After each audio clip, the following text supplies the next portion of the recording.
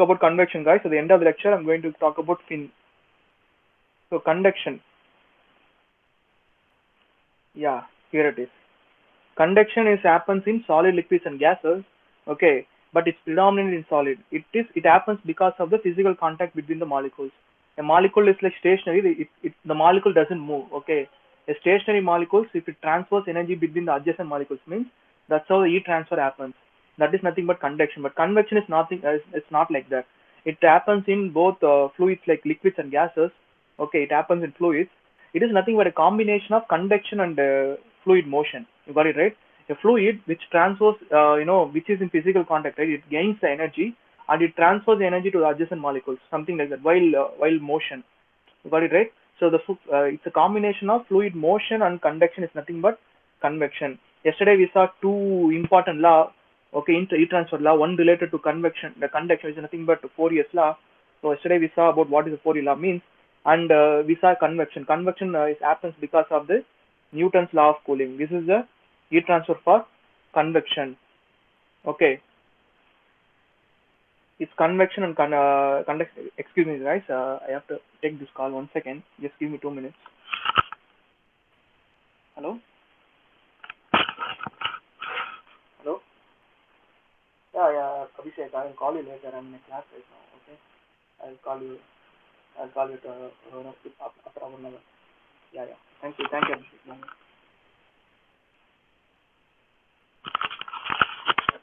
So, sorry guys, where were we? We are in conduction and convection, right? Yes. In conduction, I taught you like Fourier law and Newton's law of cooling. Okay. Fourier's law and Newton's law of cooling. It is nothing but the two, we can say that it's a constitutive law. It will decide the properties of, it will decide the fluid motion.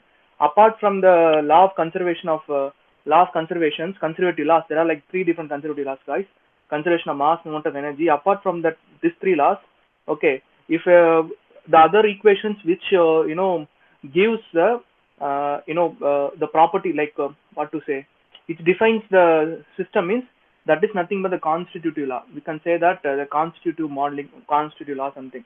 So these two are nothing but it decides the physics of the problem. Okay, the physics of the problem is defined by these two equations.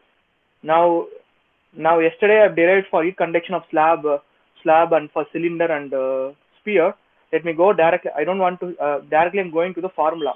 Okay, so people who like couldn't follow me yesterday, this formula is enough. Just note down the formula. Okay, the different formulas are nothing but heat transfer for slab.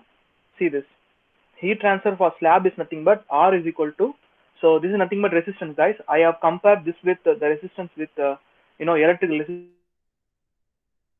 According to electrical resistance between two if I'm taking an electrical wire, okay, for a difference in voltage, current transfers, right? Current transfers between the wires. This the current transfer is what will happen? It resisted by this resistors. The motion of the current, it resisted by this resistors. So usually this relation is denoted by the formula by Ohm's law. Ohm's law is nothing but V is equal to I R is equal to V by I. In the same analogy in thermal thing, we can say that which is because of the voltage difference, the current flows, right? Similarly, because of the temperature difference, what flows? Temperature difference, actually because of the temperature difference, heat flows. Okay, so here the voltage analogy is nothing but the temperature. Del T is nothing but Q into heat flow into R. Okay, then R is equal to del T by Q. You got it right?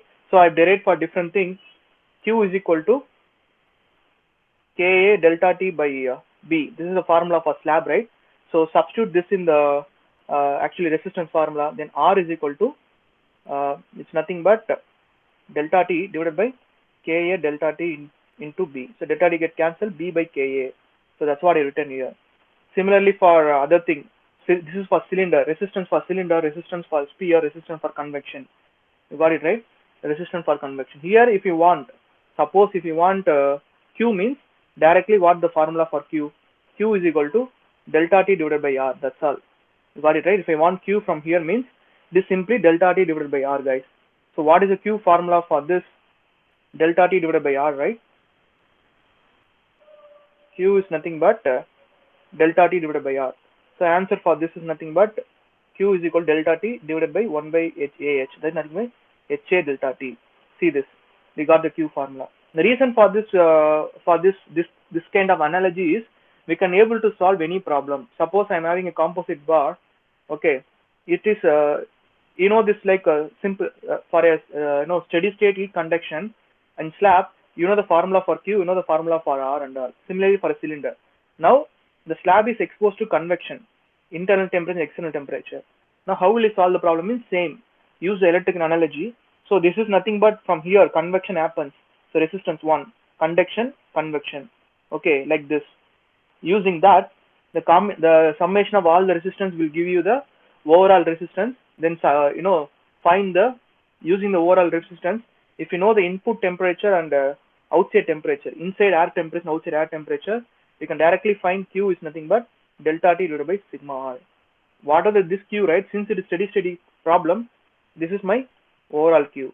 So these are the formulas, guys. Yesterday I've given you the formula. While seeing the video, you can pause the screen and you can get all the formulas. Similarly for composite slab means here convection, conduction, convection. So same formula, whatever you'll be using. So this is how